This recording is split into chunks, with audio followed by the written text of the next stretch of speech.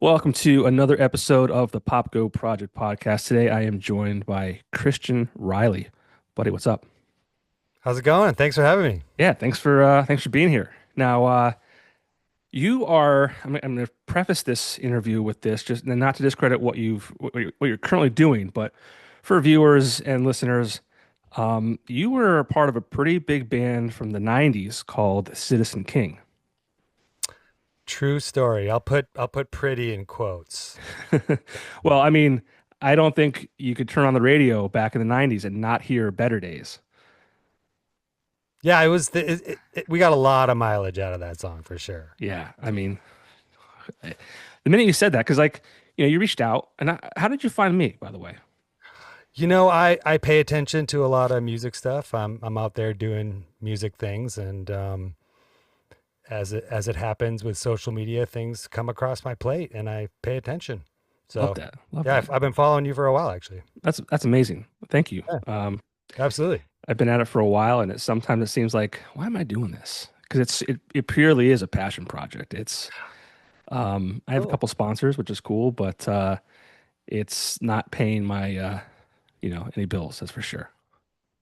But you're pursuing something that's interesting to you. So Yeah, I mean, I love music. I've loved music since I could remember. I started my career in an Entertainment Weekly newspaper. It was all about arts and entertainment, and I have zero ability to play an instrument or write a song and things like that. So this is my way of forcing myself into music, and I'm just very passionate about music and trying to spread the word about cool music. So that's why I do it. well, we appreciate that. Yeah, well, you don't need my help. You've done a lot, and we're gonna get Uh, into uh, all that. We're gonna get some into all that. things. Yeah, you've done some cool stuff. You have a cool project you're working on now, and you were super casual about like you reached out and you said, "Oh yeah, it's this record label and production, and I have this band I have now." And we talked back and forth, and then all of a sudden, out of nowhere, you kind of dropped that whole Citizen King thing on me. And the minute I saw Better Days, I'm like, "Wait a minute, the Better Days that I know?" I'm like, "Holy shit!" Yeah, that's cool. Thanks for saying that. Yeah. We, everyone in the band, we don't really talk about it much. So I don't think anyone's, like we broke up a long time ago. Hmm. Um, but it's kind of like long forgotten in some Sure. ways, but a lot of people know the song, which is interesting. In fact, a lot of people misappropriate the song Better Days and think it was a different band. So the question is, which band did you think it was? Me personally? Yeah, some people Oh, think it was Sublime that wrote that oh song. no, I started singing it immediately. Well, I know the song, but Oh, I'm okay. saying like who the No, artist no, that was. Like was people because yeah, for those who don't know, we were a bit of a one-hit wonder. So we had kind of had the big splash and then we kind of just pieced out. So, hey, at least you got it, right? absolutely, I'm really grateful for my experience in that band. It Yeah. was amazing. So anyone who is discovering you now, who is Kristian Riley in 2026? So, these days I produce for other artists. Do production and mixing. This is my studio that I work out of, and I'm also playing in a band called Bandie, and we recently released our debut full length album. And that's what I heard first before you dropped the Citizen King thing on me. I was like, this is really cool too. Thank you, Yeah. appreciate it. Yeah, Bandie's been around for about 7 years. We Yeah, a had, little had an while. E- Yeah. yeah, we had an EP out in 2019, and then we kind of lagged making that LP, which is part of the reason it's called Slow Down, because we took like 5 years making it. But very very proud of that record and my involvement in the band. I wasn't originally playing in the band. I started my label Yardlights Records to put out the EP, and I sort of just started that as to have a platform to release music. That's why I started it, and so I produced the EP, played a little bit of guitar on it and stuff, a little bit of writing too, but had no plans of being in the band. And then that kind of happened later. So Yeah. now I'm playing in the band live now. Yeah, I play guitar. Did they just see what you're capable of and like, yo, we need you in the band full time? Sort of. I mean, it's been a group effort the entire time because the EP was the debut recording. And, you know, to give a little context, I met the singer, Brian, pretty much just randomly at a bar, just kind of struck up a conversation with him. And this was at Waltz Bar in LA, in Eagle Rock. Shout out Waltz. It's like the coolest bar in the world. They got like old school pinball machines. It's really cool. We have one of those around here. It's the best. And yeah, just struck up a conversation with this guy. Brian is like, he's a really nice guy. And we started talking about music. And we exchanged numbers. And you're like, maybe we could work on something or whatever. And he sent me some demos. And this would be the demos for the EP. And, I'm a recording engineer. So, like, sometimes as an engineer, you have to see the diamond in the rough. You know what I mean? Hmm. And the rough in this case was the recordings, because the recordings themselves were like really bad. I mean, Brian's an incredible songwriter, but like it just sounded smashed together and harsh and crazy, But even through that, I absolutely like fell in love with this guy's music and the demos.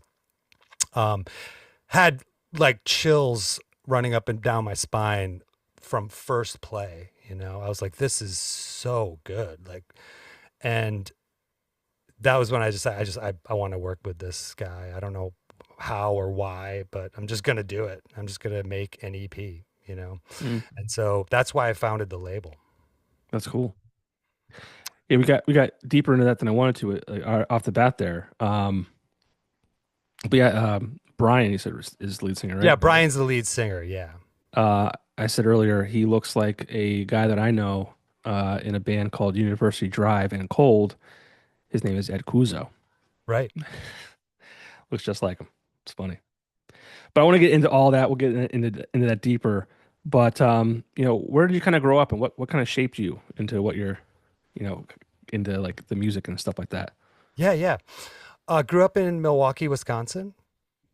So Midwest, born and raised. I've always played music pretty much my whole life. Started playing the piano as a child and was actually classically trained. I played the cello and was a cello performance major in college. Oh wow. But I've always had this kind of open mind and, about music. I've embraced different things and always really into punk music. Like when I was young, I got to see Fugazi on the 13 Songs tour. Hmm.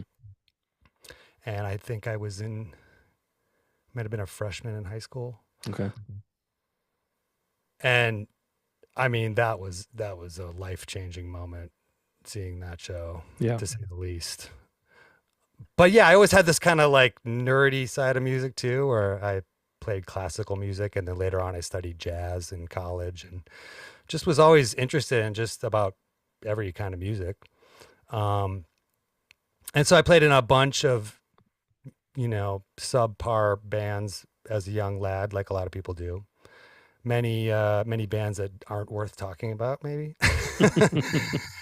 But that sort of got me getting to know a lot of people in the scene in Milwaukee, Wisconsin, which was actually super vibrant when I was younger. There was a lot going on in the Midwest generally, and a lot of bands would come through on tour. And there was this other band, a Milwaukee band called Wild Kingdom. And Wild Kingdom made a lot of noise in Wisconsin and in Milwaukee. They were kind of like I sort of punk adjacent. I wouldn't call them a punk band by any means. It was more like back then there was a lot of like ska and funk and rock kind of getting mixed up together. And so, Wild Kingdom opened up for the bands Fishbone and the Red Hot Chili Peppers, or very early on. And so it was like kind of that scene that Wild Kingdom was born in. But they had an absolute absolutely legendary live show. And yeah, they were local legends for Hmm. sure. And my one of my bands, the Elevators, had opened up for Wild Kingdom a bunch. And then fast forward a few years later, Wild Kingdom is breaking up, and the keyboard player Dave Cooley asked me to start something new, and that would be Citizen King. It all comes together like it's supposed to, right? Yeah, it just kind of fell into place, but I was really young at the time, and we had the dynamic of sort of like I was like the younger, less experienced person, Hmm. and they were like sort of like I kind of looked up to them like older brothers. So that was kind of how it started anyway. Yeah. Yeah. And what was that like when that kind of all came together? I mean, eh, that moment when that big song, um, what was that experience like? How did that all like? Because you were young back then, right? Yeah, but we spent many years building up to that moment Hmm. actually. Yeah, we built an audience the old-fashioned way, just like doing weekend warrior tours regionally, and we actually built up to a point where we were able to make a living off of music just by playing like locally and regionally, which is pretty incredible. But I'm encapsulating a long period of time in a couple sentences. That was like 7 years worth of grinding it out for Hmm. sure. Punk rocking it in a van and Yeah, just doing what you can to get by. Some of us had part-time jobs, but we were making money, so it was like it was a different time for sure. that's when memories are made, right? I have very fond memories of that time for sure. Yeah. But yeah, we made some noise, and then there was major label interest, and this was back at a time when labels were doing the whole bidding war thing, and so we made enough noise that we ended up getting a bidding war between all of the major labels. That's awesome. Yeah, it was a very interesting time. What was that like? Because you already said like it's a different time now than it was back then. Um, and the music landscape is so drastically different, I feel like, So and we can kind of yeah. talk about that. You've experienced that side of it, and now what you're doing now, and bands that you worked with, obviously. But like, what's that? What is a bidding war like? It was crazy. We had all of the major labels would split the budget for us to like basically fly to New York and then to LA, like flying to the coast to have meetings. And we were getting taken out for like $700 sushi dinners. I mean, it was ridiculous. And it's also the kind of thing that I don't think that happens anymore at all. Because this was a time when the major labels would invest Hmm. in a project before anything happened and before it was released, which is kind of the opposite of what it's like now. So we were very fortunate to be in that situation, and we spent some time kind of laboring over the decision, and we ended up signing with Warner Brothers. Very cool. Who were some other bands on that label at the time? I am actually not too sure. Long time ago. Yeah, it was like it was a long time. We were who was on the label was a band called Chibo Motto. I don't know if you remember I'm not them. familiar. No. We we kind of fit in with that band in a very odd way. They're sort of like an arty kind of hip hop sort of fusion sort of band, which you know the labels and the music world didn't really know what to do with Citizen King because we were kind of an oddball band. You know what I mean? Our style of music was not what was popular really at the time. Right. You know, what was popular was alternative rock, Hmm. and that was just still exploding. Um, so yeah, it was a different time. Billy Corgan from the Smashing Pumpkins, on his podcast said something about he feels that rock music was kind of I wish I remember what he said exactly, but it was kind of like almost like throttled a bit. He claimed that it was MTV's fault, I believe, and if I'm misspeaking, I apologize. And he even brought up the CIA too. I don't I don't know what it was, but um, he just said that kind of like that rock was kind of pushed aside to make way for rap. Did Yeah. you? Is that Yeah. No, accurate? well, I'm pretty sure the CIA ruined rock music. But no, that was a shift that happened. I think this would have been a little bit later than Citizen King. Okay, Um, yeah, we were a little earlier on. That shift might have been right around 2000. I'm not really sure. I think that's what he said. Yeah. Yeah. But yeah, we were, I mean, our style of music was kind of like, and credit to Dave Cooley, our keyboard player. He was really the mastermind behind the Citizen King sound.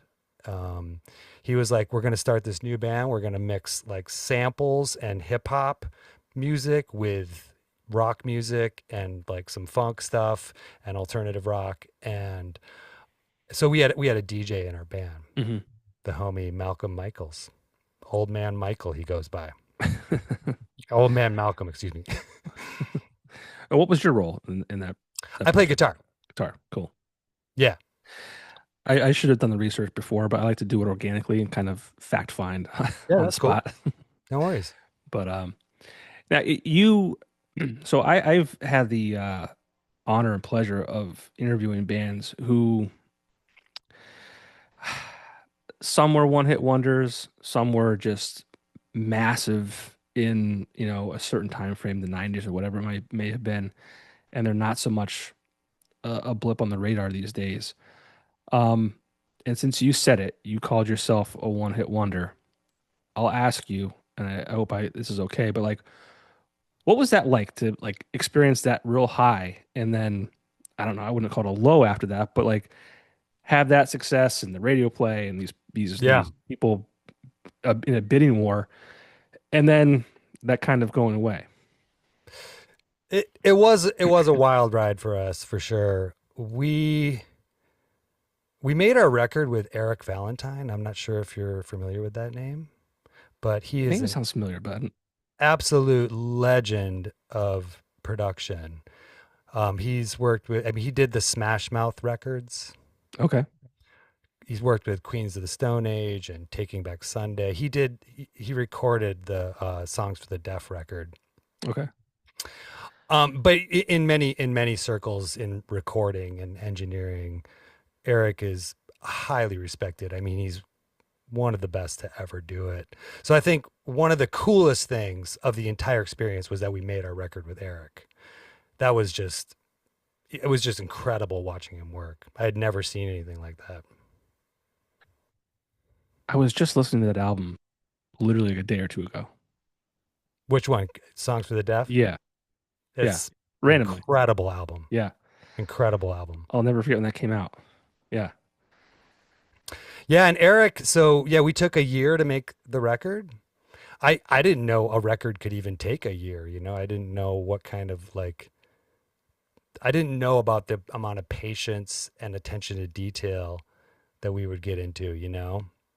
And looking back on it, I think my only regret is that I didn't sit with Eric more. I mean, most of the time he was like on the computer sort of working by himself, or, you know, there would be sessions where we were involved, but he did a lot of work on his own, and his work ethic was insane. I mean, he would work nonstop. And so it wasn't like a year because we took weeks off and we're, you know, chilling. It was a year of working like almost every day, literally. But it was mostly Eric. yeah. It always amazes me how important guys or girls like that are to the whole process. He was key to that record coming together the way it was. I mean, his ear for detail and his sonic palette and his mixing capability, but also, you know, he's like a music guy, but also a very deep in the engineering world. So he kind of has left brain, right brain Hmm. going on at the same time. incredible producer. It was such a privilege to work with him. That was a big highlight, you know. I would say that was the most positive thing, you know, that came from it. Yeah, I talked to a lot of artists, and it's amazing how like producers like the attention to detail, like you said, it's just like it's crazy. And people hear music and they just think it's music and it sounds good or whatever, but they don't understand like what goes into it and how much time is spent on it and the tweaks that are Yeah. made. And I always find it kind of interesting when a band releases an album because they spend so much time with it, right? No one's heard it. It's like for a moment of time it's just yours, and then it gets released to the world and it's just kind of out there. Hmm. And it's just That is a interesting feeling. Yeah. When you're kind of holding on to it and you're sort of attached to it, and then now everyone else can share it. You can yeah. feel it. It's weird. What was that like, having your music shared and listened to and loved and all that? Like, what was that like? Yeah, again, it was a bit of a wild ride because okay, so we made the record and then there was a delay before it came out. But then once we dropped Better Days and the album finally came out, we toured for a year, like a full year with some breaks here and there. There were a couple breaks, but pretty much solid. We were touring for an entire year, which was really fun, first of all, you know, but also very exhausting. And we kind of didn't really fit in anywhere, you know, like Mhm. because we were considered a bit of a pop act on the label, and Better Days was pushed as a pop single, but we came from like a DIY punk scene, you know, and so we felt out of place in a lot of the places that we played. True story. We would open for like Britney Spears, you know, we opened for Britney Spears a few times. We'd play like pop music events. So there was that type of thing. But then there were also, you know, we toured with some amazing bands. Like we got to tour with Local H, Okay. which was really cool right around the Copacetic time. Um, we toured with Smash Mouth. Those are friends of ours too. Uh, yeah, the touring was a lot of fun. Everclear, didn't you have Everclear on the show? I did. That was one of Yeah. my more embarrassing moments of this this podcast venture. I mispronounced his last name, Oh, right. and he He didn't quickly. like that, huh? I don't know if he didn't like it, but he was quick to correct me. And like, I don't know, like, you think that I would have heard his name said correctly in other interviews. Maybe I just Yeah. didn't pay attention when I was, watching things like that. But I had been saying it wrong in my head for years, years and Right. years and years. And like looking back on it now, I pronounced it Alexakis, and it's Alexakis. Alexakis, right. Yeah, and I like when I said it, and then he corrected me. I was like, "Wow, that's really dumb." And he was in a hotel room, so he had bad Wi-Fi connection, and like at one point, like he disappeared. I'm like, "Oh, this is over. He's not coming back." He came back, but Well, I guess they can't all go smooth. yeah, I mean, I'm not a professional. I just I go by the fake it till you make it type of thing. But Me too. I wouldn't say that. Um, but yeah, so But yeah, Everclear. yeah. So we toured with a lot of cool bands, and it was exhausting for sure. You know, being on tour for a year, and then we had that classic sophomore slump problem. I'm not sure if you've heard about that, Sure. but Yeah. you can imagine. Yeah. Um, you know, a lot of bands they say you have like 10 years, 15 years to write your first record, and then you have like 4 months to write your second record. And so we kind of imploded on the second record and never made a second record. We started doing some stuff, but it wasn't happening, you know. Well, back then too, weren't you like you probably signed up for a certain amount of records and then you had a certain amount of time to like you had to deliver, right? Yeah, we were signed up for quite a few more records. I think technically we were dropped from the label in the end, which was the best outcome for everyone. But we also ended up recouping, which is not something a lot of bands can say actually. Hmm. Mhm. Because you probably know this, but when you get an advance to make an album, that's money that you need to pay back, and it can Right. be hundreds of thousands of dollars. And we were really nervous we weren't going to make it back, but Better Days had some legs, and it still has legs. I Hmm. hear it all the time. Yeah. So I'm actually quite baffled by it because it seems to be an anomaly, that it's still around and I mean, people a good still song's a care good about it. song, you know? Yeah, it's a good song. And It's the a good 90s are song. coming back. I hope The so. 90s are coming back. They are. They're here. They're back.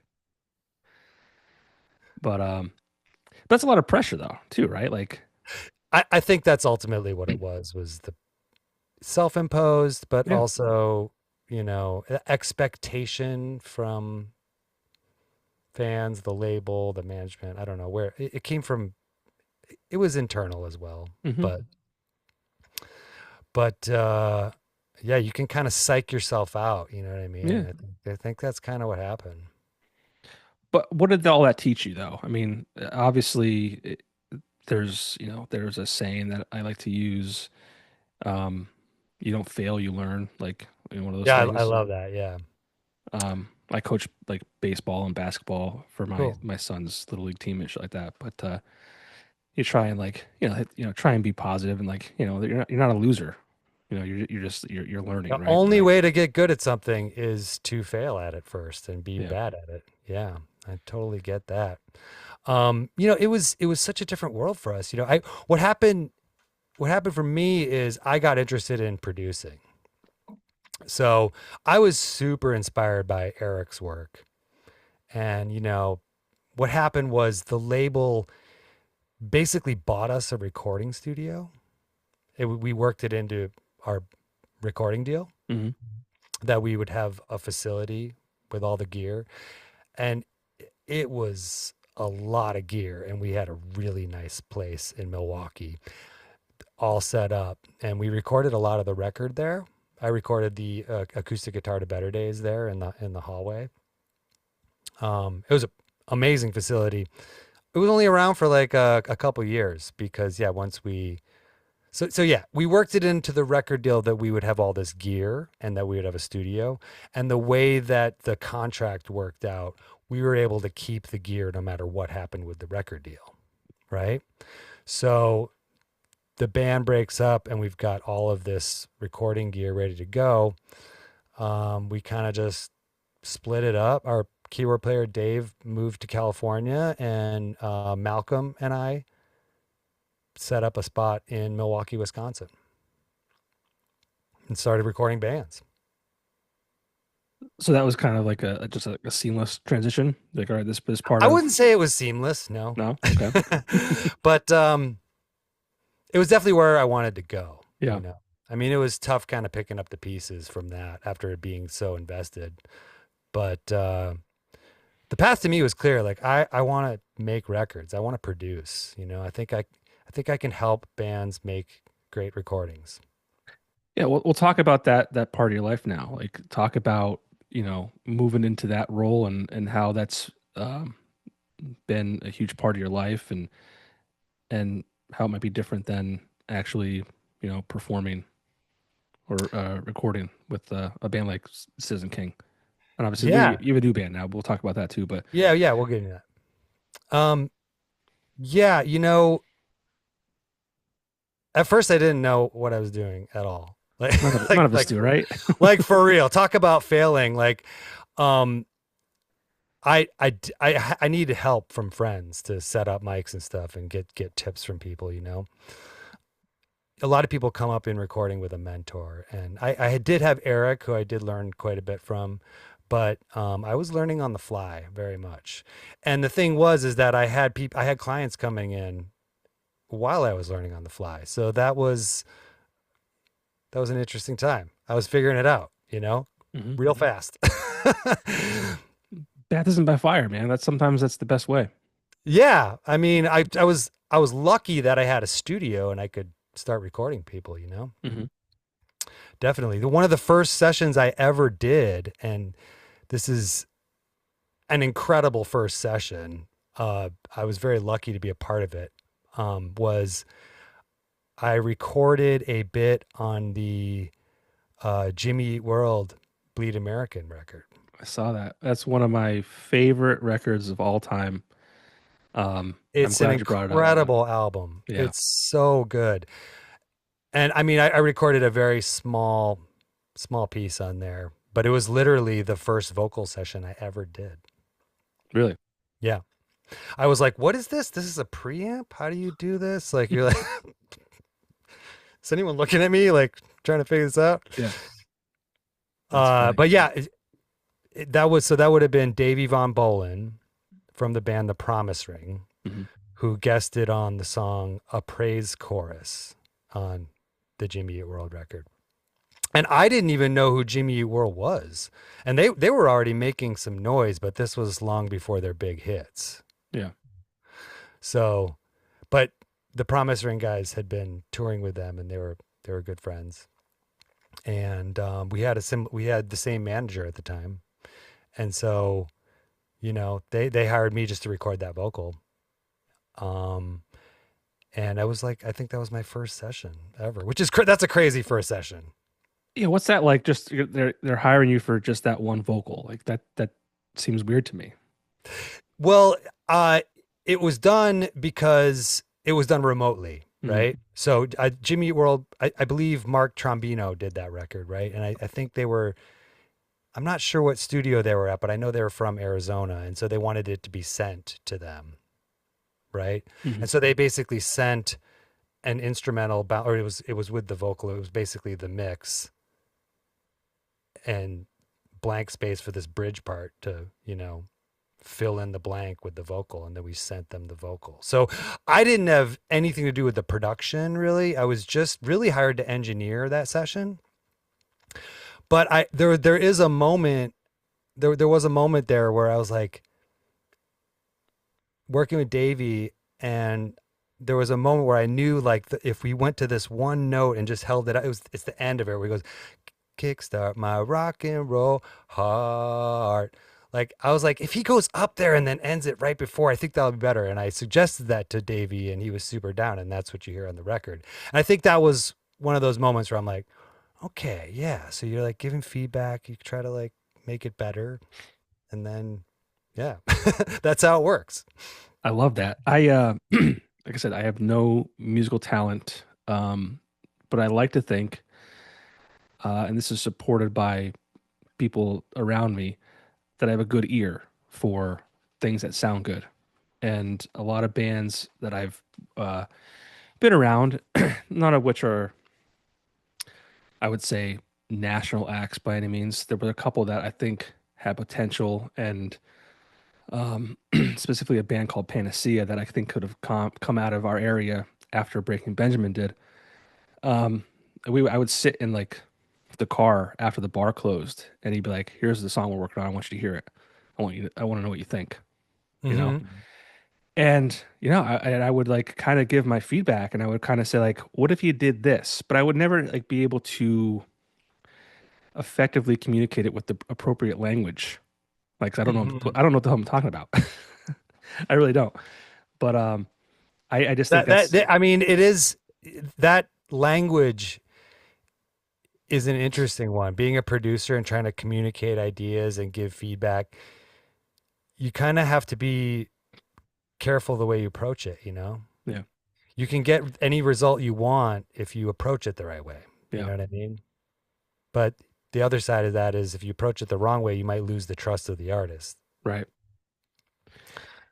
Can you differentiate sound engineer and producer for me? Yeah, absolutely. So engineer is more the technical side of recording. So a lot of producers also have an engineer, or like if look, we're recording drums for Bandie. I go to a studio and there's a house engineer there, and he's a little more responsible for where the microphones are set up and making sure that all the tracks are in Pro Tools and the gear that's involved with the recording session. So it's more the sound of it, but it's also the technical side of the sound. And producer's a little ambiguous. It kind of depends on what genre you're in. You know, if you're like a hip hop producer, then you're making the beat, you know. If you're like an EDM producer, you're the artist basically. But in rock music, it's a little more of a, you're kind of overseeing the whole project and you're a little more creatively involved than the engineer. Like usually an engineer would work under a producer or Okay. with, you know, with a producer, but the producer is kind of like in charge of the recording, so to speak. Gotcha. Okay. And so your first recording is the Jimmy Eat World song.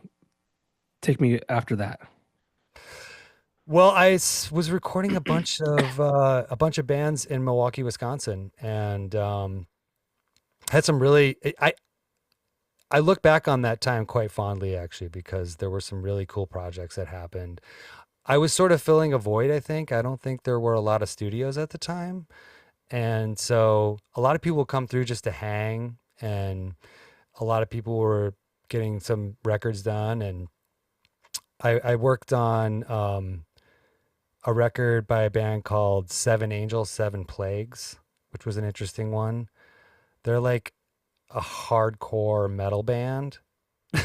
And I I didn't know what was going on in hardcore and metal at the time. I was a little oblivious because I had just kind of come back from tour with Citizen King, and the drummer Jared was like, "Hey, can you record my band?" And I was like, "Sure, I'll record you. Okay, here's how much it costs. Show up this day. Let's do it." And I didn't even know what I was going to be recording, you know, and I set up all the mics, got everything ready to go, and then the hammer fell, and I was just completely blown away by what I was hearing. I'd never heard any music like that before in my entire life. Nowadays, I'm a fan of that kind of stuff, Hmm. but back then I had no idea what was going on, and so they started playing, and my jaw just kind of dropped to the floor. But that was a fun record to be involved with. Other than that, I worked with a band called Paris, Texas, Okay. and that was an awesome project. Those guys are my friends. We did that record actually at Smart Studios. I don't know if you're familiar with Smart Studios. I've heard the name before, but I'm not familiar. So Smart Studios was Butch Vig's studio in Madison, Wisconsin. So Butch Vig, producer of Nirvana and member of Garbage, and I mean he's done Yeah. so many amazing records.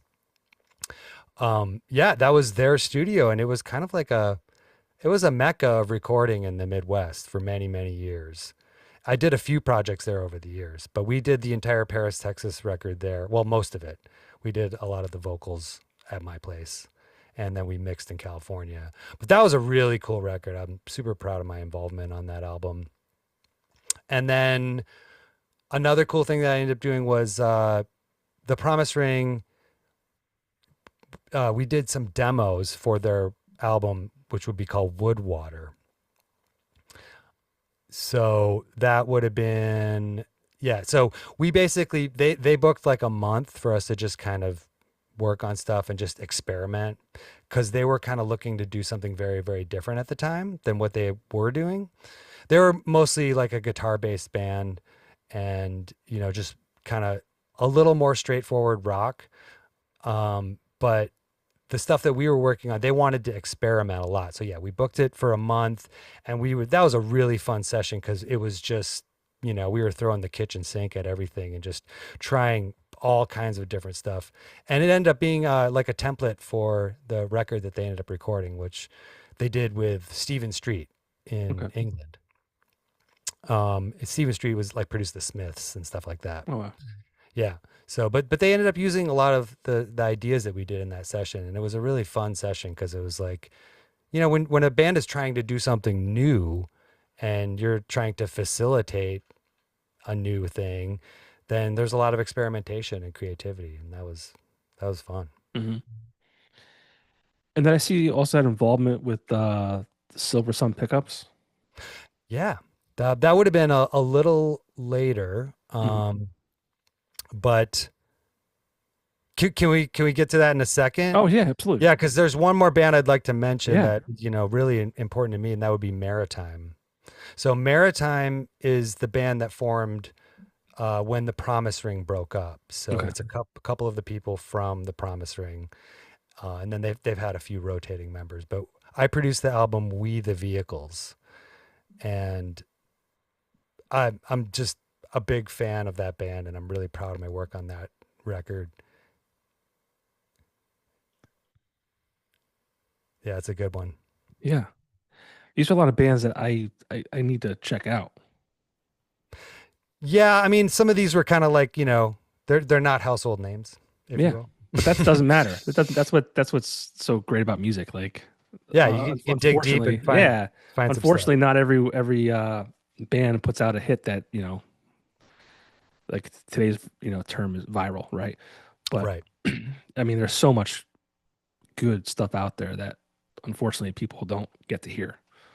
Yeah, and I think I'm usually a fan of like kind of the underdogs too, you know what I Yeah, of mean? course. Yeah. I mean, that's kind of how this whole podcast kind of came to be, was because like I host a local radio show Cool. where I'm from, and it's an hour of just local bands. And this area, and I'm sorry to take away from what you're talking about, but It's I cool. think you'll appreciate it because, it's just a lot of local artists that, they're the ones, they're out there either performing in clubs, or that they're writing their own music and they're producing their own music and things like that. So it's like, I'm so proud, of these artists that are from here. A lot of are friends of mine, and I want people to hear it. Yeah.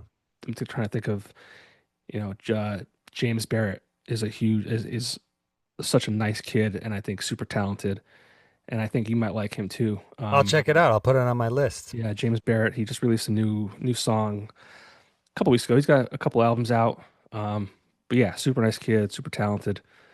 It Um, just feels so good to support a local scene or be a part of a local scene. I think people are craving that nowadays more than ever. I hope so. In this area that I'm from, the Scranton Wilkes-Barre area, back in the day, we talked about this earlier, like bands were making a living off Hmm. of performing, but Yeah. there were tons of venues to play at, and people were going out to see them. Yeah. And those times, um, I don't want to use a C word, but COVID, I think, kind of disrupted that a lot. For sure. And then also just venues, the lack of venues these days in our area, that Um, is just not. Um, it's a tough business. It's just gotten really hard for clubs to stay afloat, and touring is pretty much not feasible for a lot of like yeah, the DIY scene. Is the numbers aren't working out anymore. Word on the street. yeah. Well, I think too, it's, and you said the word business. Everything has become such a business-minded thing, and I mean that's fair, right? Like you're not doing something to lose money, right? But like, oh man, if I had the money where I could just break even or afford to lose just a little bit, I would open a venue, and tomorrow. Um, Yeah, just because there's there's enough bands to perform, but the amount of people to come out is just not. yeah, Well, I mean, COVID, and just the fact that we have everything we need or want in the palm of our hands. It's just hard to get people out. I think people are craving it more than ever. I hope so. That in-person experience. The screens, they get old.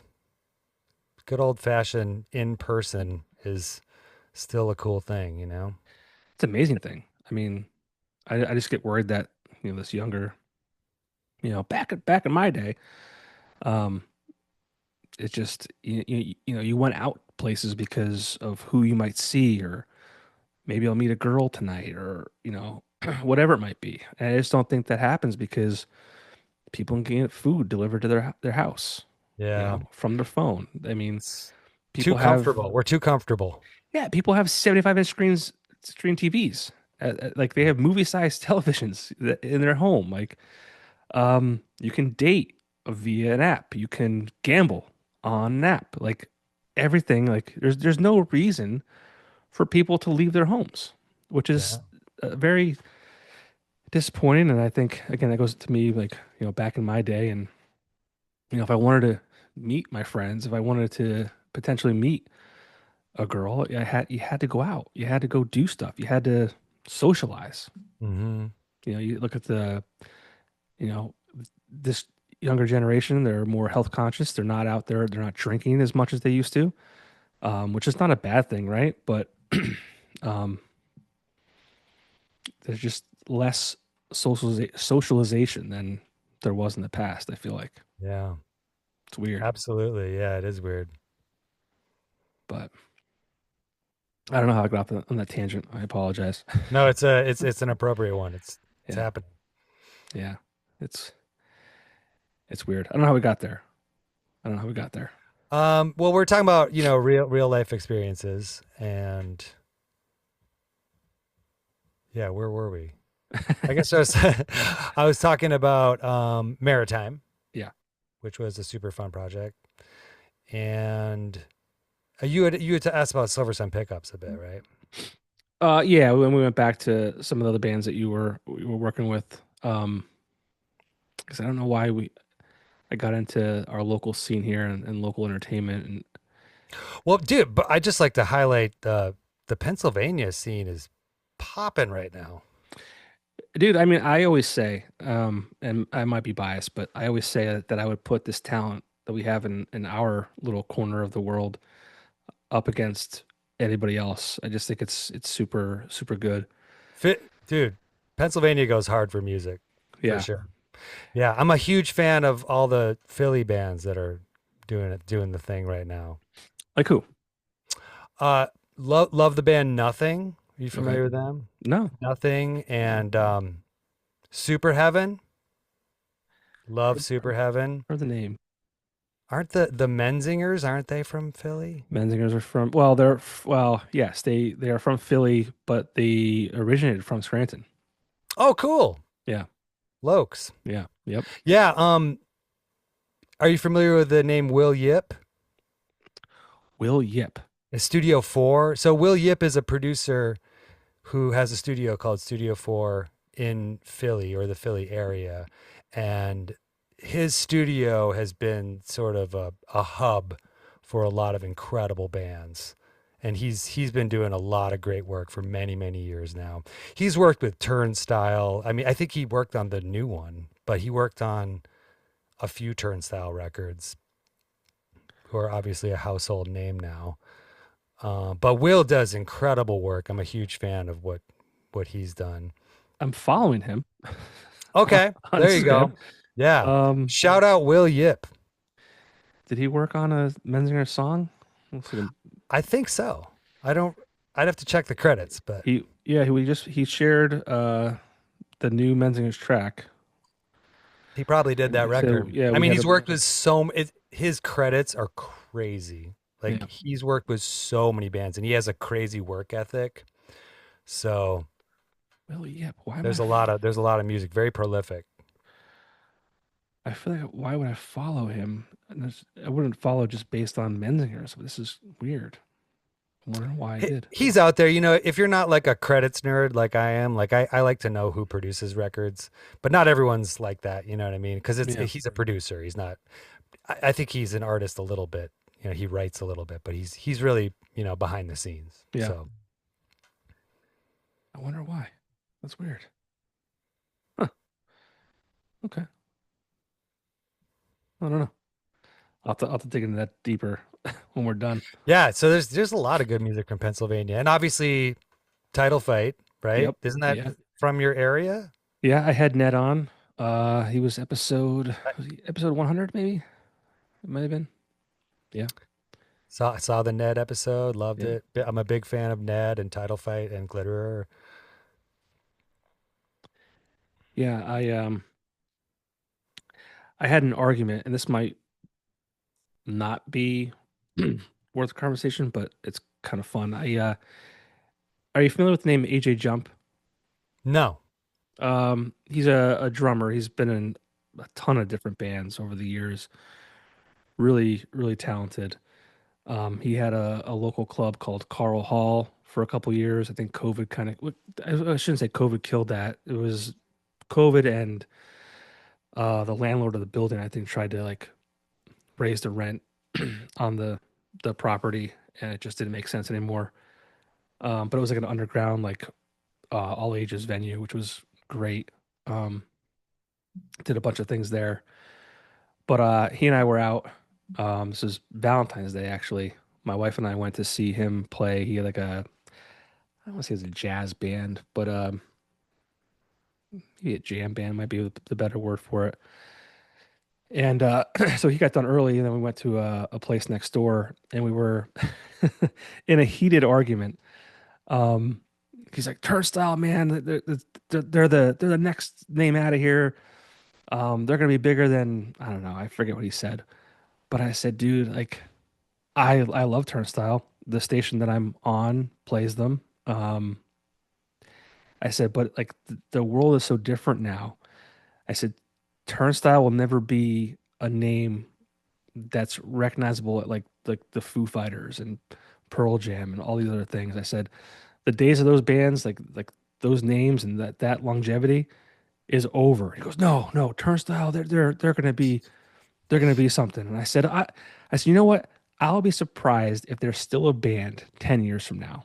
He goes, no, you're full of shit. You're wrong. You're wrong. And I put a reminder on my phone from 10 years from that date to see if there's still a band. And not that I don't want them to be, but the industry is so weird now, and I people it's are. sorry. No, no, go ahead. It's incredible to see that like a band like Turnstile can become as big as they are. It's Hmm. really, really cool. I mean, heavy music has come so far in recent years. Yeah. It's incredible to watch. Bands like Knocked Loose. Hmm. I mean, these bands are becoming household names. It's crazy. They are, but my argument was they'll never be.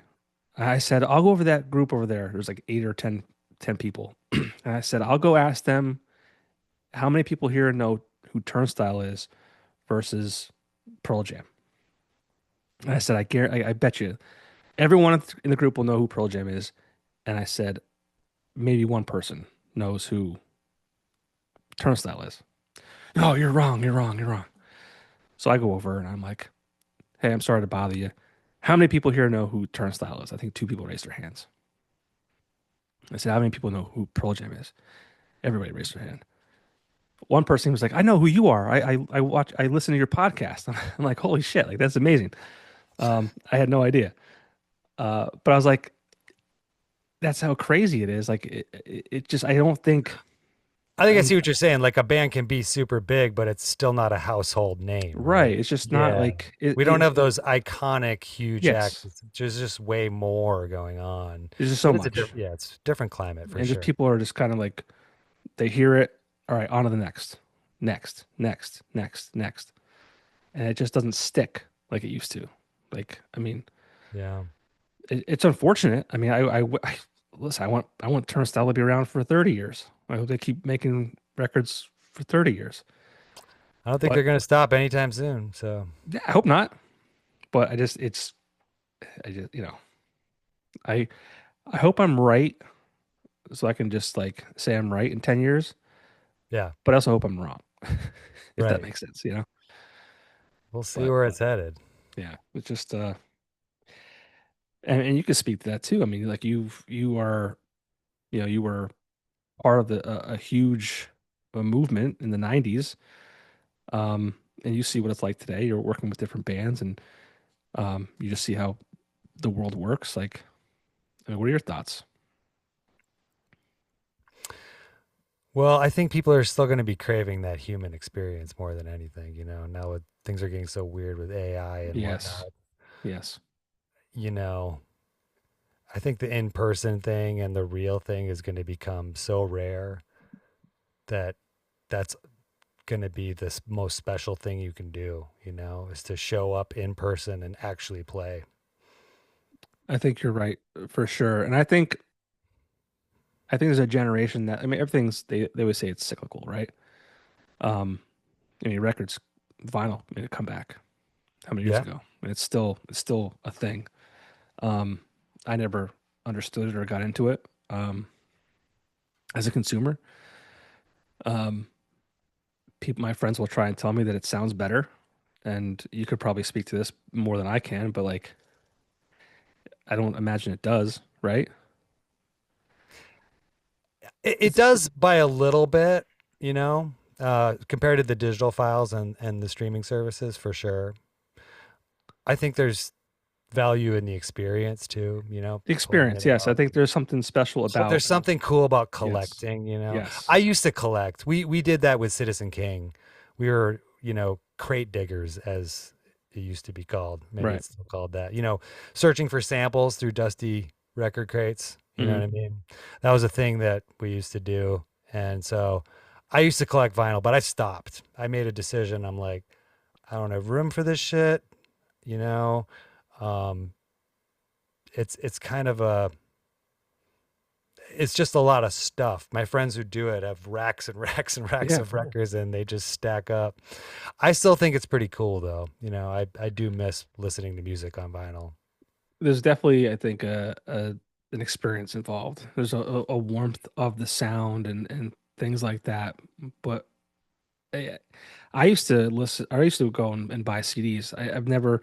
I own a select few records on vinyl.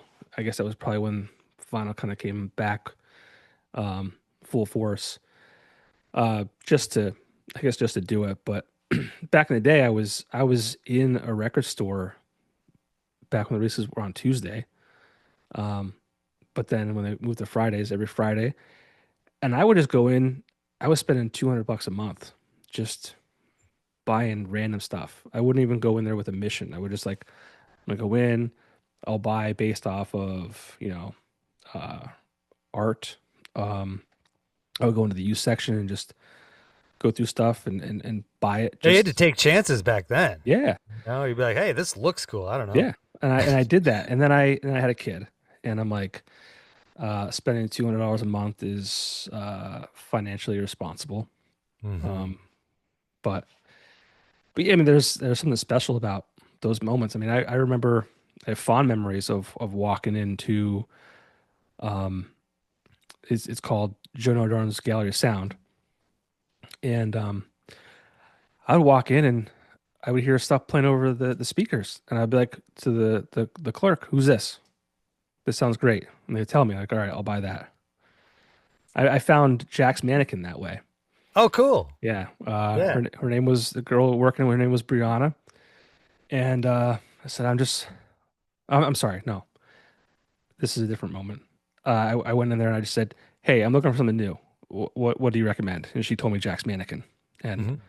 I uh, I bought it, and I've been a fan ever since. I got to see him perform live at Ocean's Calling last summer. Cool. John Mayer was one of the. I heard it over the speakers. I said, "Who's this?" He said, "John Mayer," and that's how I found John Mayer. You know, those are special moments. Like I have so many albums and music tied to specific points of my life. Yeah.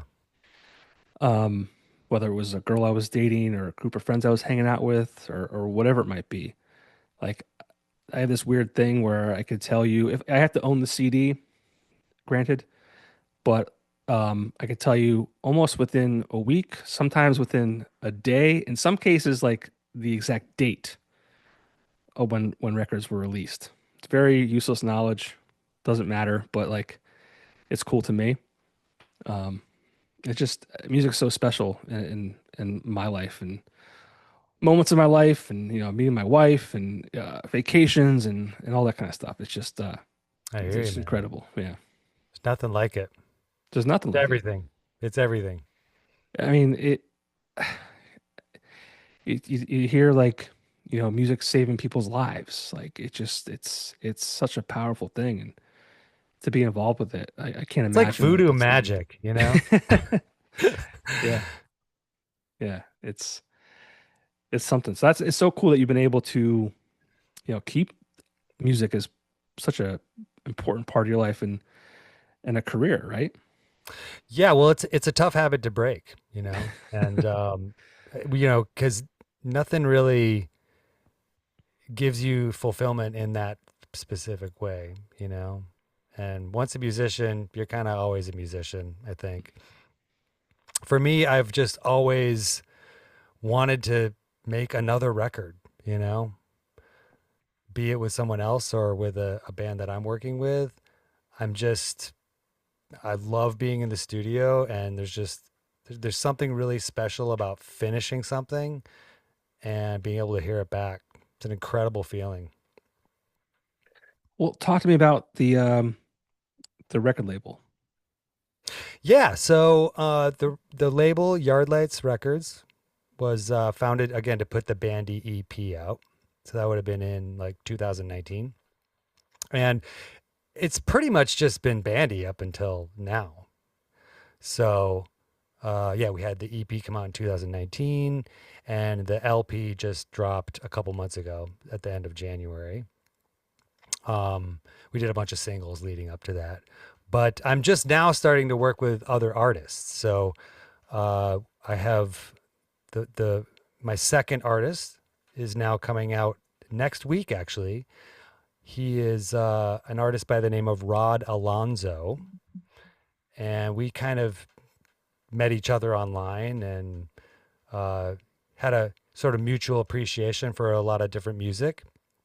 And I fell in love with his music. I love his work. He's been putting out music for some time now, like for like 20 or so years, maybe more. So he's got a lot of experience. And so we have a song coming out next week. It's called Too Late. And it was produced and written by Rod Alonzo and mixed by myself here. And it's coming out on Yardlights Records. So this is my first venture into having another artist on the label, which is pretty exciting. So you basically have two artists on the label?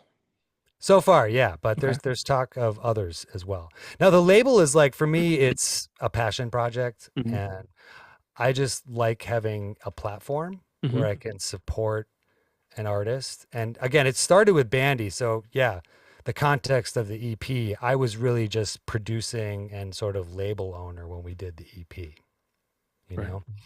And I love learning about things. So it's been fun to learn about marketing and, social media and all that, how to support an artist. I found that I really, really enjoy it, Hmm. even though it's a lot of work. Yeah. So what do you do for artists under your label? So far it's been the production has been a collaboration. So in the case of Bandie, I do all the producing and mixing. In the case of Rod, I'm only mixing. But I think that's, a theme that'll probably continue is that, um, you know, if there's an artist that I want to work with and we need sort of a reason to collaborate, then I can put it out on the label and then maybe mix or maybe produce or whatever. But that could change. I could start doing, artists that I'm not producing as well, and I'd be stoked to do that. But I have to manage it kind of slowly, and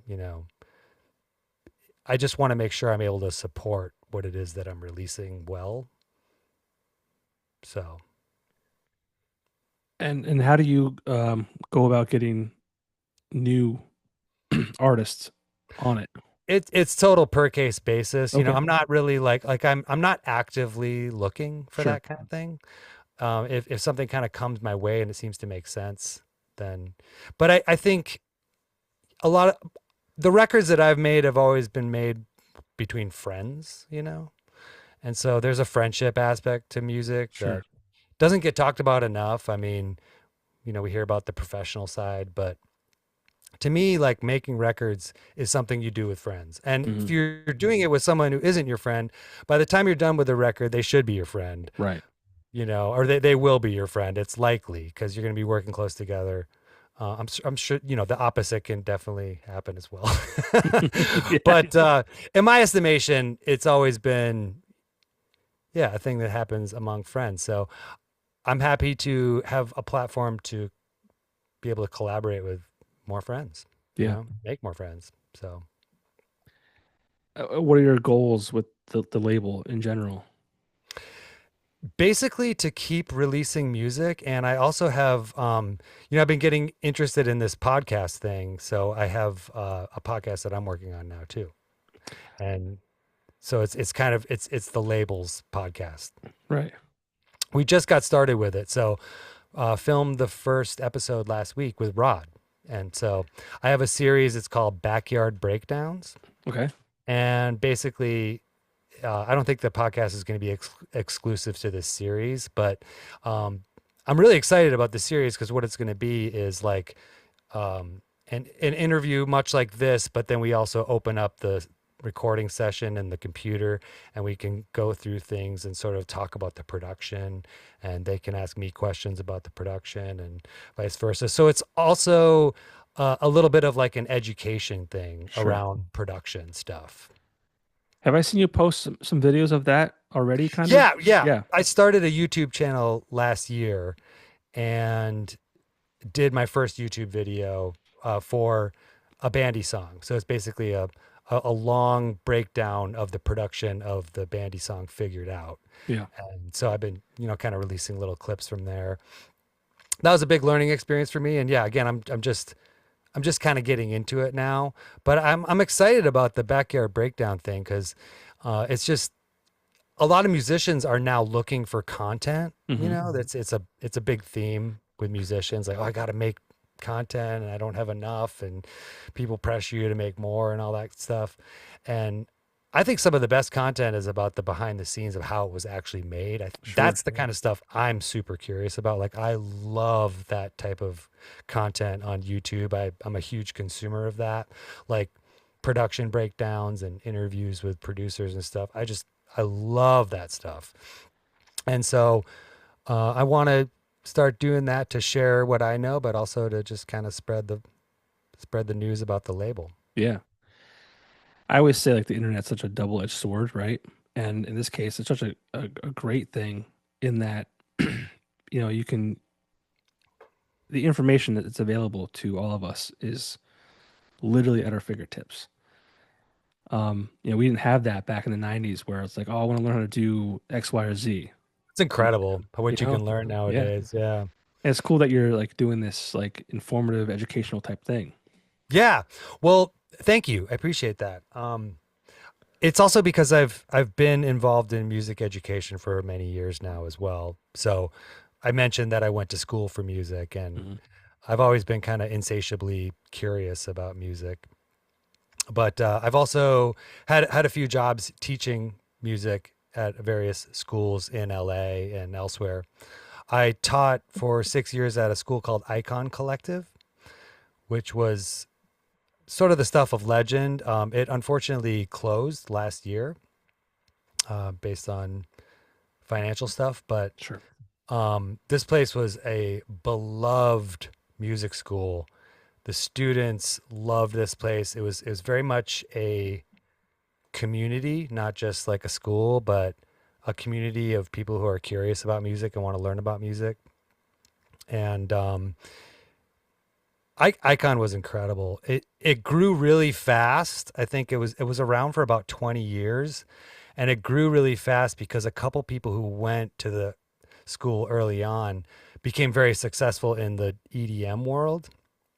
And so you had like every wannabe dubstep kid in the country wanted to go to the school, which was really had it had a bit impact on the culture and why it was such a fun place to work. But I'm really grateful for my time there. I learned a lot and really enjoyed.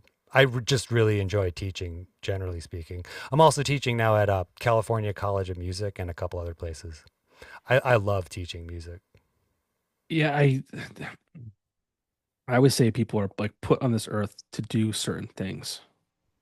Maybe it's a musician to create music and have an impact on that way in people's lives. Teachers, whether it's in school or musically like you're doing now. Um, we need that, and I wish We do. my so I look back, my mom always pushed me, she wanted to push me into like trying an instrument, and I wish, hindsight's 2020, and I wish I would have. Her approach was, I think, was the wrong way. She approached it as like, why don't you take banjo lessons? And to me, that wasn't sexy. To me Like, too, just for the record. right? I'm like, banjo lessons. Like that doesn't sound like that. That sounds like I should be on a porch in the country with a piece of wheat in my mouth. And I was more interested in sports, baseball, basketball. And I wish she would have said, John, look at your dad, look at me. We are, dad's 5'9", I'm 5'6" or 5'7", whatever. Basketball is not in the cards for you. Um, Baseball, like you're like those things aren't going to be a thing that you're going to be able to do forever, whereas music could be.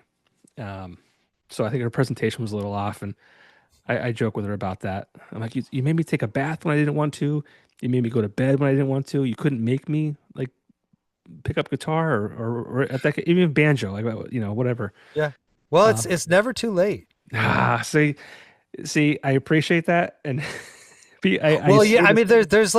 there's a lot of value in playing an instrument even if you're not going to even have a career or do anything serious with it. I know, I I'm know, sure I you're know. aware, but like there's a lot of interesting research about how good it is for your health Sure. actually. Like Yeah, I think they say that when someone plays an instrument, it lights up every area of your brain, and I think there's some people who think that it could help with cognitive decline. sure. I mean, for me, just playing an instrument it's like my favorite thing to do. I don't have to be in a band. It's a little more fun in a band, Sure. but I don't need to be playing in a band to do it. Just give me a guitar and it's such a wonderful thing to do with your time, even like totally disconnected from any goals, you know what I mean? Just to Right. be in the moment and play music is so good for you. It's good for your soul, it's good for your brain. I don't doubt any of that. And people who have told me, Yeah. I bring this up a lot on this show, and everyone says the same thing. It's never too late to learn. Blah blah blah. And I'm like, listen, my time, it's at least at this moment of my life is that ship has sailed. A full-time job, wife, two kids, baseball practice, basketball practice, dance class, all these things. I do this. Um, there's not enough time in the day at this moment in my life I to do try and understand that. to try Yeah, I and get pick it. up a new thing. Like, But yeah, maybe, you gotta make the time, you know. yeah, maybe Make it. when, maybe my kids get older and uh they like, they're less dependent on me. I'll need a Hmm. hobby, and then I could explore it then. But I always say at this point right now where I'm at, unfortunately it's not there. I understand. But I appreciate what you're saying. Absolutely. I mean, I can agree with that 100%. It's just good for you, you Yeah. know. It's just fun. It's an enjoyable activity. They say there's this thing recently about cursive writing. Hmm. Um, some schools don't teach it anymore, and I actually posted on social media just saying like, hey, like, what are your thoughts on schools teaching or not teaching cursive? And there's so many people against it. It's not necessary. Teach kids how to you know balance a checkbook or taxes or whatever it might be versus cursive.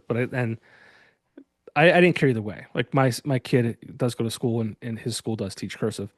I didn't care. I didn't have an opinion one way or the other. I just was curious. And but people were sharing stuff like for it, and it was. a lot of the stuff. Someone just shared it with me today, actually. And this I posted this like maybe a month or two ago. How it does trigger things in your brain and it lights things up Yeah, by I learning could see that. cursive. Yeah, Hmm. and I think yeah, it can't hurt, right? Absolutely. But Yeah. yeah, but we're not here to talk about writing in cursive. But you triggered me with the lighting something in your brain No, I and totally, yeah, I know what you're saying. There's something to writing things down that's supposed to be really good yeah, for memory too, right? yeah, always, yeah. I mean, whether you're writing cursive or not, writing that stuff down is important. That's how we took notes in school, right? Yeah, You know, absolutely. but talking about Bandie. I mean, I love this project. It's Oh, cool. Thank you. yeah, it's very indie. There's like I think about certain soundtracks that this could be applied to. Cool. Um, yeah, talk to me about Bandie and what your future musical endeavors kind of look like. Well, yeah, like I said, the album came out a couple months ago. So we built up for quite we did a bunch of singles leading up to that. So we've been kind of trying to promote leading up to the release of the album for quite some time. It's been like a couple years. We're kind of locked into making content all the time now, which is, what people do these days, Hmm. It's sort of the current way of promoting. We're in a groove now where it's just kind of we're just kind of cruising with it, you know what I mean? Can you? Um I'm sorry to yeah. cut you off, but can you talk to me about since you kind of lived in both worlds, Citizen King with in the 90s versus the release of music now. Yeah. Talk about releasing singles and every 6 weeks and these waterfalls and all this kind of stuff. Like, what are your thoughts and opinions on you know back then versus now, or Sure. what are your likes, dislikes, or whatever it might be? Yeah. Well, it is interesting having the perspective of doing both Hmm. because there is a lot of musicians nowadays are kind of begrudgingly doing the content thing. You know what I mean? Like, Yeah, I think people kind of don't want to do it, and they so don't. there's like a resistance to it. Like, I just want to play music, Yeah, and I totally understand that.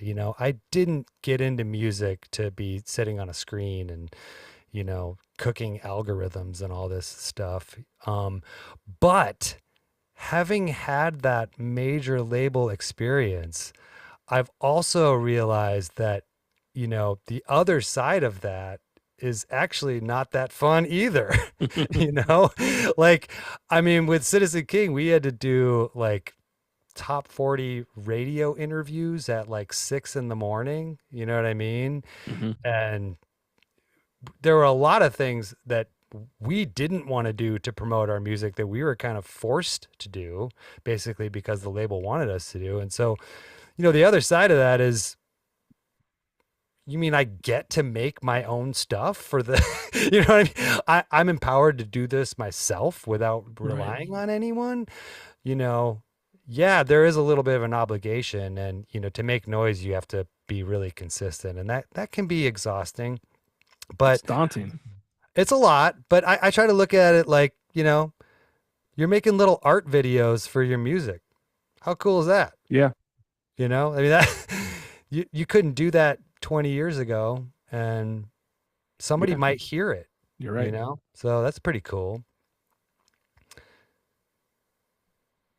But yeah, we're probably not going to be touring anytime soon based on some like family situations for the band. So we're going to keep continuing doing the content and we have some local shows that we'll be playing. We got another one coming up in June, and I'm hoping that the band plays a little more regionally. But right now we're kind of just doing this thing. We are going to do a backyard breakdown for a Bandie song coming up. That'll be the second episode of that, and we're going to do the Bandie song "Slow Down," Okay. which is the title track from the album "Slow Hmm. Down." And I'm pretty excited about that because making that song was an epic journey, and there's going to be some cool stories told about it, you know? Right. That's cool. Yeah. Now, how would you describe the sound of Bandie for anyone hearing that band name for the first time? Boy, it's hard because I don't know if you noticed, but we're really all over the place genre wise, which is maybe a modern luxury. I think you can do that a little more. People just do it, so we're just doing it. You know what I mean? But we have some kind of faster, kind of garage punk kind of stuff, and then we have some like more chill kind of shoegaze stuff, and then there's one song with acoustic guitars. So it's hard to put it into a genre box necessarily. But one thing that people have said to us that really resonates is they say that it's like California cruising music. Okay. And I I can can get get with behind it. that. Yeah, Yeah, I I can get like behind that. I that. like that. I like that explanation. I could just see kind of cruising the PCH in a Mhm. convertible. It's that kind of music. Yeah. Is that what you want people to feel when they hear it? I think that's what we were feeling. You know Okay. what I mean? I think that's what we feel. And the cover of our album, I don't know if you've seen it, but it's derived from a photo that clearly shows sort of the mountains of Southern California. Yes. And like basically, if you've ever been to Santa Monica or Malibu, it's I like have not. that's the view. Like Okay. when you're in Santa Monica and you look north and west, you just see those mountains and then it kind of meets the sea. So it's a California vibe. You know what I mean? Yeah, love that. Is this something different than anything you've done before? Boy, every project is so different. I've done a lot of guitar based music, so that's kind of a familiar thing for me, is working with guitars and like rock bands. Um, the I guess the difference is that I'm in the band. Mm. You know what I mean? Which is a little different. So I'm intimately involved in pretty much everything that happens with the band, and I produced and mixed the record right here in my studio. Nice. So that's one of those double edged swords too. I get to make all the decisions, but there's no lifeline. You know what Yeah, I mean? yeah. I mean, I need a life raft sometimes, and yeah. I there's got nothing there. You know what I mean? So finishing the album was, yeah, that was a hero's journey, I would call it. It took 5 years to finish the record. it's a long time. That was a long time. Yeah.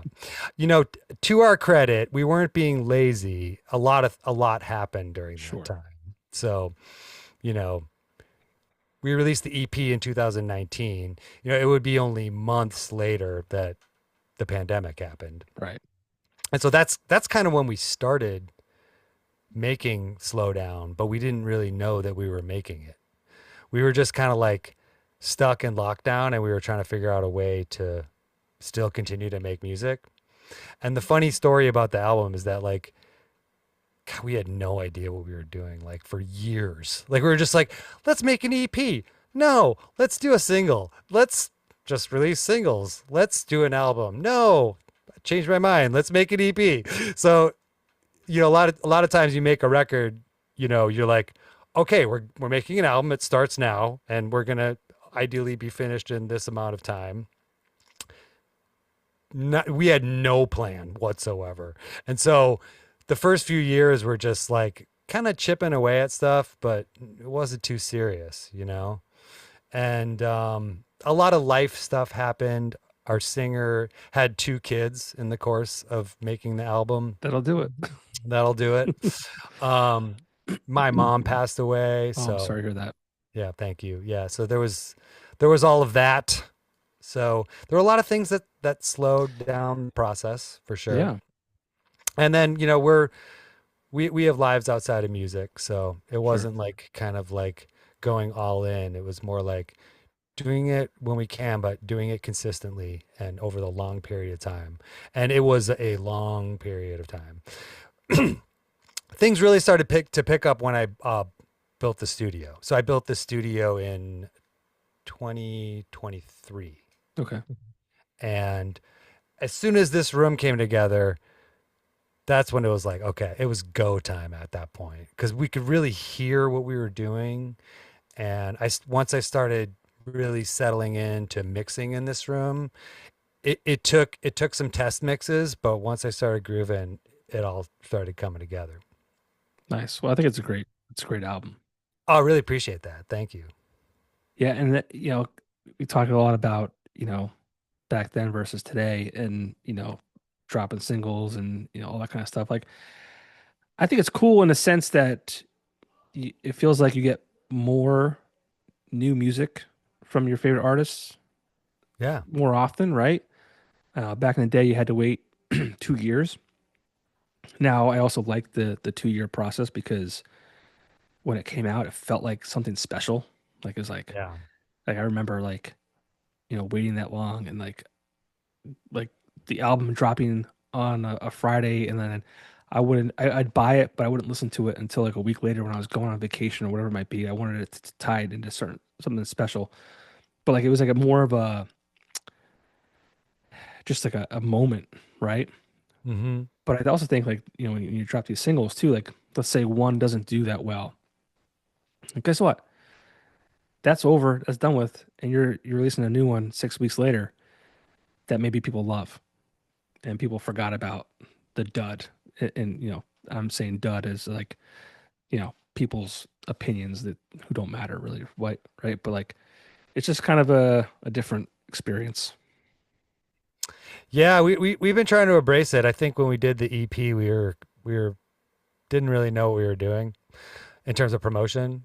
We had some shows, we did a couple singles, but once we started promoting the singles from the LP, we were like trying to like really embrace the whole content thing and trying to give the release the support that it deserves, you know? Yeah. Well, I mean, you've had a career. I guess you could say that, huh? Yeah. Yeah, absolutely. Absolutely. I'm I'm I'm always looking for, new music to work on, and I have some new things in the works too. People that I'm going to be working in the next year. So still excited, still stoked to be making music and be in it, you know? Yeah. What are the biggest differences between the 90s and today? For music Yeah. or Yeah. well, you may not know this side of it, but these days a lot of people make recordings at home. Hmm. I mean, you probably know that, Yeah. but you may not know like the inner workings of how that impacts the music. So like nowadays when I'm working on stuff, I think it works best if I'm able to engineer everything myself, but that's not always the case, especially with mixing. And when I'm mixing things, I'm oftentimes mixing things that were recorded at home on, a limited amount of gear and maybe with a limited amount of recording knowledge, you know? And so it's a different challenge making records now than what it used to be, you know? And that's kind of a technological shift in a lot of ways. Yeah. Yeah. But I mean, it's cool that there's so much good music nowadays. I mean, that's one of the positive things. It's a little overwhelming. Yeah, I think it's It's coming positive, at you and all the time. it's like how as a musician do you break through the noise? It's like podcasting. There's every Yeah. idiot, and I'm one of them, has a podcast. This is not not talking to you, but like all you need is a microphone and a computer, like right? Like yeah, I'm a podcaster, right? But like how do you break through that all that noise? And it's like not that it was easy back then because it's probably harder in a different way. Hmm. Um, but it's like how do you break through all the noise today when there's so much because it's so easy to do in your bedroom and put up Yeah. on Spotify.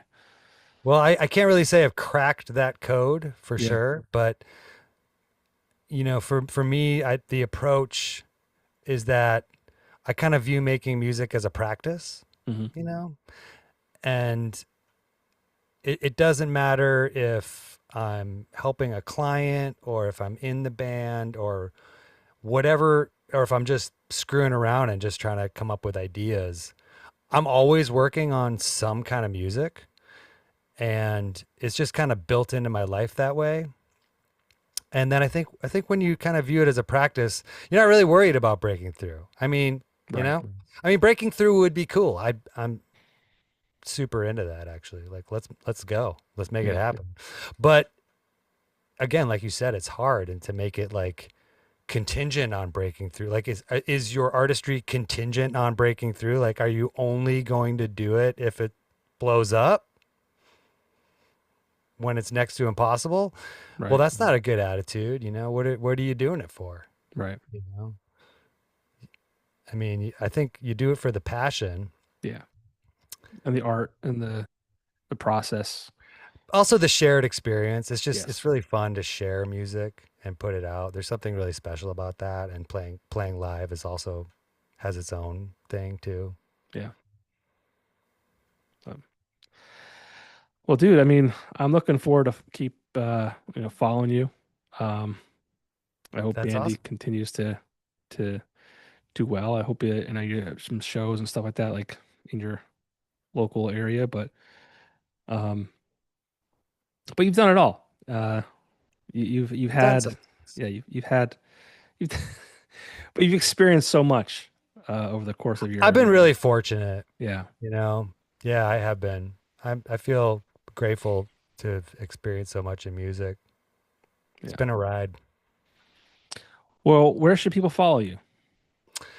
Can follow the label at Yardlights Music, and that's the same as the YouTube channel, Yardlights Music. Lots of YouTube stuff coming out soon, and there'll be this backyard breakdown thing. Is I'm really excited about it. It's just something that I consider fun. You know, is like talking about music and going into these sessions and like sharing how things were made. I just love that kind of stuff. So I'm excited to share it. Very cool. And what about Bandy? Bandie's going to be doing the thing.